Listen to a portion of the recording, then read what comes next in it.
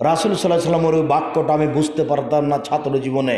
রাসূল সাল্লাল্লাহু আলাইহি ওয়াসাল্লাম বলছেন, এতাহারাজুনা তাহারুজাল হেমারে, গাধা যেমন গাধীর সাথে মিলে লজ্জা বুঝে না, ষাঁড় যেমন গাভীর সাথে মিলে লজ্জা জানে না, মানুষ তেমন খোলা মাঠে জেনা করবে লজ্জা বুঝবে না। এই কথাটা বুঝতে পারতাম না। অবাক, কোথায় জিয়াউর রহমান সাহেব মারা গেলেন, হাড়হাড্ডি নিয়ে এসে সংসদ ভবনে এখানে পুঁতে দেওয়া হলো। সেখানে যুবক যুবতীর উরু রানের উপরে মাথা রেখে দিয়ে ঘন্টার ঘন্টা কাটাই, কেউ কিছু বলে না, বলা নাকি যায় না। এই রাস্তা দিয়ে এমপি মন্ত্রী ওসি দারোগা সবাই যায়, কেউ কিছু বলে না, বলা নাকি যায় না, বলা নাকি অপরাধ, সবাই নাকি পশু, কেউ নাকি মানুষ নেই, সেই জন্য কিছু বলতে পারে না। এটা হয় কি করে? স্ত্রীর উরু রানের উপরে মাথা দিয়ে ঘুমাতে হয়। শোনেন শোনেন, 1 মিনিট এদিকে শোনেন, 1 মিনিট এদিকে শোনেন। স্ত্রীর উরু রানের উপরে মাথা দিয়ে ঘুমাতে হয়। আপনি কি করে ঘুমাবেন? আপনি তো দিন রাত বউকে গালি দেন। এই ছেলে, তুমি তো শ্বশুর বাড়িতে যাও না রাগ করে, মাঝে মধ্যে তোমার স্ত্রীকে তুমি গালি দাও, তোমার আর সুখ শান্তি কি আছে? তোমার তো জীবন পশু প্রাণীর মতো। শোনো, স্ত্রীকে মারিও না, স্ত্রীকে গালি দিও না, স্ত্রীর নিন্দা করো না, সব সময় খালি প্রশংসা করবে, তুমি এত সুন্দরী, তুমি খুব ভালো, তুমি খুব ভদ্র নম্র, তাহলে তোমার সারা রাত পা টিপে দেবে। আর তুমি যদি একবার বলো তোমার ঠোঁট মোটা, তাহলে আর 10 বছর ভালো করে কথা বলবে না। অল্পতেই খুশি, অল্পতেই বেজার, যার জন্য তোমাকে খুব সাবধান থাকতে হবে। শুনুন, নিজের একটু বিবেচনা নিজের মাথাতে ভালো করে রাখবেন, ওর সাথে খারাপ আচরণ করবেন না, এটা আদৌ ঠিক নয়। 1 মিনিট। আল্লাহর নবী আয়েশা রাদিয়াল্লাহু তাআলা আনহা সবাই মিলে যুদ্ধ করে আসছিলেন, তো এক জায়গায় অবস্থান করেছেন, ওখানে পানি নেই, অজু করতে পারছেন না। ওই সময়ে আল্লাহর নবী আয়েশার উরু রানের ওপরে মাথা দিয়ে ঘুমিয়ে গেছেন। আল্লাহর নবী আয়েশার উরু রানের উপরে মাথা দিয়ে ঘুমিয়ে গেছেন। জনগণ আবু বকর সিদ্দিককে গিয়ে বললেন, আপনি জানেন কি ঘটেছে, কি হয়েছে, আপনার মেয়ে কি করেছে তা জানেন? কি করেছে? ওই যে হাড় হারিয়েছে, হাড় খুঁজে পাওয়া যায় না, এখান থেকে যেতে পারি না, এখানে পানি নেই, অজু করতে পারি না, নামাজের টাইম হয়ে গেছে, সালাত আদায় করতে পারি না, খুব বিপদে পড়েছি। আবু বকর সিদ্দিক এমন খেপে গেলেন, আয়েশা রাদিয়াল্লাহু তাআলা বলছেন যে তিনি রাগ করে এসে ফালাকাতান লাকজাতান শাদীদা, আমার কোমরের উপরে কয়েকটা কিল থাপ্পড় মারলেন, মনে হলে যেন মায়ের কারণে আমি দূরে সরে যাই, কিন্তু আল্লাহর নবীর মাথা আমার উরু রানের উপরে ছিল, সেই জন্য আমি দূরে সরে যাইনি, শক্ত হয়েছিলাম। শুনুন, বাপে মারছেন বেটিকে, পৃথিবীর সবচেয়ে বড় মানুষে মারলেন, পৃথিবীর সবচেয়ে বড় মহিলাকে মারলেন, পৃথিবীর সবচেয়ে বড় মানুষের সামনে মারলেন, বিবাহদারী বেটিকে মারলেন, পূর্ণ যুবতী মেয়েকে মারলেন, জামাইয়ের সামনে মারলেন, দিন দুপুরে মারলেন, হাত দিয়ে মারলেন, পৃথিবীর সবচেয়ে বড় মানুষে মারলেন, আবু বকর সিদ্দিক রাদিয়াল্লাহু তাআলা আনহু মারলেন, পৃথিবীর সবচেয়ে বড় মহিলাকে মারলেন, আয়েশা রাদিয়াল্লাহু তাআলা আনহাকে মারলেন, পৃথিবীর সবচেয়ে বড় মানুষের সামনে মারলেন, মুহাম্মদ সাল্লাল্লাহু আলাইহি সাল্লামের সামনে মারলেন, জামাইয়ের সামনে মারলেন। এ কি যেমন তেমন অবস্থা? যে সময়ে জামাই বেটির উরু রানের ওপরে মাথা দিয়ে ঘুমিয়ে আছেন, ওই সময়ে বেটিকে মেরে দিলেন, পূর্ণ যুবতী মেয়েকে মারলেন, জামাইয়ের সামনে মারলেন, 1400 মানুষের সামনে মারলেন, খোলা মাঠে মারলেন, হাত দিয়ে মারলেন। এত বড় মানুষে এত বড় বেটিকে এত বড় জামাইয়ের সামনে মারতে পারেন, ভুল কোথায় হাড়খান হারিয়ে গেছে খেয়াল করতে পারেননি, সেই জন্য। আর আপনার বেটি মাথায় কাপড় না দিয়ে আছে এখানে, আপনি একটা তাকে ধমক দিতে পারেন না, আপনি আবার বাপ, আপনার মতো বাপ বেঁচে থাকার চেয়ে মরে যাওয়াই ভালো, আপনি মাটির নিচে যান, আপনার বেঁচে থাকার কোনো প্রয়োজন নেই। হাদিস বুখারী মুসলিম। আমি আপনাকে এক কথা থেকে আর এক কথা বুঝাতে চেয়েছি, সেটা হলো এই, বেটি বাপের কাছে কোনোদিন বড় হয় না। 7 ছেলের মা হলেও বাপ বেটিকে পিটিয়ে দিবে ভুলের কারণে, তার প্রমাণে এই বুখারী মুসলিমের হাদিস। আর এইখানে যে কারণ সেটা হলো স্ত্রীর উরু রানের উপরে মাথা দিয়ে ঘুমাতে হয়। রাস্তাঘাটে হাজারো যুবক হাজারো যুবতীর উরু রানের উপরে মাথা দিয়ে ঘুমিয়ে আছে, কেউ কিছু বলে না। জেনা খোলা মাঠে হবে, এই কথা মুহাম্মদ সাল্লাল্লাহু আলাইহি সাল্লাম বলেন। আমার উম্মাত নেশাদার দ্রব্য পান করাকে হালাল মনে করবে। আবু মুসা আশআরী রাদিয়াল্লাহু তাআলা আনহু বলেন, রাসূল সাল্লাল্লাহু আলাইহি সাল্লাম বলেছেন, লা ইয়াসরাবনা নাসু মিন উম্মতি ওয়া ইয়াশমুনা হবে গারি ইসমিহা, আমার উম্মত মদ খাবে নাম দিবে অন্য। এই ছেলে, এই কথাতে অমুকের কথার সাথে আমার অমিল তুমি মনে করেছো, তাই না? তুমি বলেছো যে আব্দুর রাজ্জাক সাহেব বলেছেন ঠান্ডা আরসি পেপসি হারাম, আর অমুক বলেছেন হালাল। শোনো, আমি আজও বলছি ঠান্ডা পেপসি আরসি এগুলো হারাম, এগুলো হারাম খাদ্য, এগুলো মদ, এগুলো খাওয়া যাবে না। আব্দুর রাজ্জাক সাহেব, এইগুলো মদ, তার কি প্রমাণ? তুমি পড়ে দেখো ইতিহাস।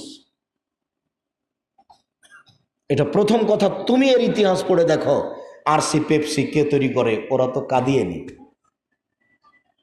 ওর কাছে তোমার জিনিস নিরাপদ হলো কি করে?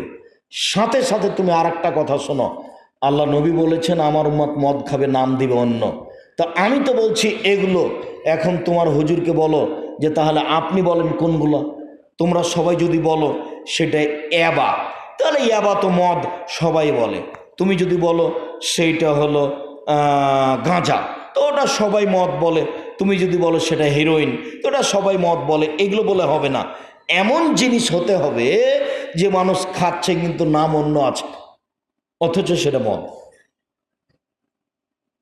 শুনুন পরের বাক্যটি, রাসূল সাল্লাল্লাহু আলাইহি ওয়াসাল্লাম বলছেন, আমার উম্মাত গায়িকা দিয়ে নেতাদেরকে সম্মান করবে, নারীদেরকে দিয়ে সম্মান করা হবে নেতাদেরকে, গায়িকা দিয়ে ওদের উপরে ভূমিকম্প হবে। ওরা হয়ে যাবে বানর, ওরা হয়ে যাবে শুকুর, ওরা হয়ে যাবে বানর, ওরা হয়ে যাবে শুকুর, ওরা হয়ে যাবে বানর, ওরা হয়ে যাবে শুকুর। শুনুন, আনাস রাদিয়াল্লাহু তাআলা আনহু বলেন, রাসূল সাল্লাল্লাহু আলাইহি ওয়াসাল্লাম বলেছেন, আমার উম্মতের উপরে তিনটি বিপদ নেমে আসবে তিনটি পাপের কারণে। আমার উম্মতের উপরে তিনটি বিপদ নেমে আসবে তিনটি পাপের কারণে। এক, ভূমিকম্প হবে। দুই, আকার আকৃতি পরিবর্তন হবে। সন্ধ্যায় ছিল মানুষ, সকালে হবে বানর। সন্ধ্যায় ছিল মানুষ, সকালে হবে শুকুর, সোর। তিন, সমস্ত বিপদ আমার উম্মতের উপরে নেমে আসবে। দেখবেন 300 টাকা কেজি পেঁয়াজ, 200-250 টাকা কেজি লবণ। দেখবেন যে 10 লক্ষ জমির দাম আর 5 লক্ষ 6 লক্ষ হলো রেজিস্ট্রি। অবাক দুনিয়া, অবাক কথা। সর্বধরনের সমস্যা আমার উম্মতের উপরে নেমে আসবে। মসজিদে হবে মারামারি, মাদ্রাসা হবে মারামারি, রাস্তাঘাটে মারামারি, একজন আর একজনকে মেরে লুটে সবকিছু জমি জায়গা অর্থ সম্পদ লুটে নেবে। আমার উম্মতের উপরে এই অবস্থা নেমে আসবে তিনটি পাপের কারণে। এক, এজা সারেবুল খমরা, আমার উম্মত যখন নেশাদার দ্রব্য পান করবে তখন এইগুলি হবে। দুই, সারাবাতিল খামর, যখন মেয়েরা নাচবে তখন আমার উম্মতের উপর এরকম হবে। তিন, যখন বাদ্যযন্ত্র প্রকাশ পাবে তখন আমার উম্মতের উপরে তিনটি বিপদ নেমে আসবে। সব মোবাইলে মেয়ে নাচে, সব বাড়িতে মেয়ে নাচে, প্রায় সব দোকানে মেয়ে নাচে। এই ছেলে শোনো, তোমাকে বলছি, তোমার মরা পর্যন্ত আর কোনোদিন যেন তোমার মোবাইলে মেয়ে না নাচে।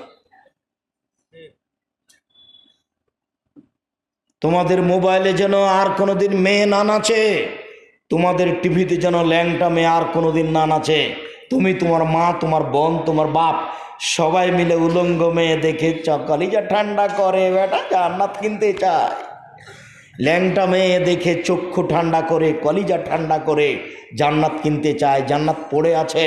শুনুন, একটা মানুষ রং মাখানো পতিতালয়ের মেয়েটা খবর পড়ছে, আপনি তার মুখের ওপরে চোখ রেখে খবর শুনছেন, তখন আপনার ঈমান কাজ করে।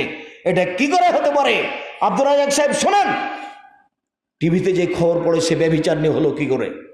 পতিতালয়ের মেয়ে বলছেন মানে? বলবো না মানে? একটু আগে তো তোমাকে বললাম যে দুনিয়াতে দুইটা পাপ আছে, না করেই পাপী। তার একটা হলো সাজগোজ করে যদি কোনো পুরুষের পাশে যায় তাহলে সে ব্যভিচারিণী। আর এই মেয়েটা টিভির পর্দায় এসেছেও জানে সারা পৃথিবীর মানুষ, হিন্দু, মুসলমান, বৌদ্ধ, খ্রিস্টান পর্দার সামনে বসে আছে আমাকে দেখার জন্য, আরও রং মেখে এসেছে। এটা তুমি দেখতে পাও না? এরপরেও তুমি যদি আমার কথার উপরে আপত্তি করো তাহলে তুমি আমার বক্তব্যই শোনো না, বুঝো না, তুমি এমনি বসে আছো। শুনুন, আল্লাহর নবী বললেন হঠাৎ যদি চোখ পড়ে যায় তাহলে কি করতে হবে? তিনি বললেন মুখটা এভাবে ফিরে নিতে হবে। তোমরা যদি টিভিতে খবর শোনো তাহলে এভাবে বসে থাকতে হবে। টিভির পর্দার উপরে চোখ রেখে খবর শুনবেন, এটা হয় না। 3 শ্রেণীর মানুষ জান্নাতে যাবে, যাবেই যাবে। তার এক শ্রেণীর মানুষ হচ্ছে বেগানা অপর নারীকে দেখে চক্ষু নিচু করে যে সে জান্নাতে যাবেই। টিভির পর্দাতে চোখ রেখে, তাজা চোখ রেখে জান্নাতে যাবেন কি করে? এটা হয় কি করে? আল্লাহ নবী বলছেন অপর নারীকে দেখে যদি কেউ চক্ষু নিচু করে সে জান্নাতে যাবেই যাবে। যার জন্য তোমাকে বলছি যুবক, তোমার মোবাইলে যেন আর কোনো দিন মেয়ে না নাচে। শেষ কথাটি আপনাকে বলি, আল্লাহর নবী কেন বললেন না যে ওরা হয়ে যাবে গরু ছাগল, ওরা হয়ে যাবে কুকুর শ্রীগাল? এই কথা তিনি কেন বললেন না? তিনি কেন বললেন হয়ে যাবে শুকুর, হয়ে যাবে বানর? কেন তিনি বললেন না ওরা হয়ে যাবে সাপ ব্যাং? এই কথা কেন বললেন না? তিনি কেন বললেন ওরা হয়ে যাবে শুকুর, ওরা হয়ে যাবে বানর? শোনেন, এই ছেলে বসো, আমি তো শেষ করছি।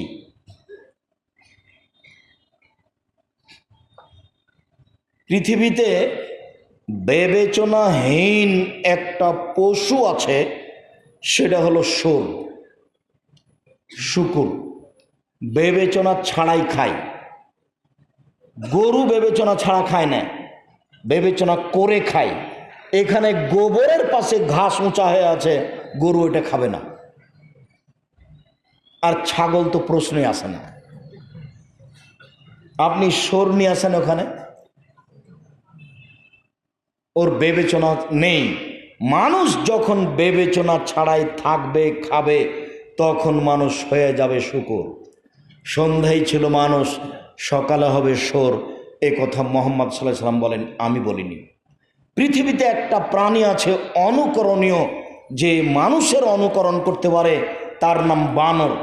আমরা চাঁপাইনবাবগঞ্জের মানুষ, বানর খেলা লোকটা যখন আসতো তখন বলতো এই চাউল নিয়ে আসো, আমি বানর খেলা দেখাবো। আমরা চাউল জমা করে দিতাম, তখনও বানর খেলা দেখাতো।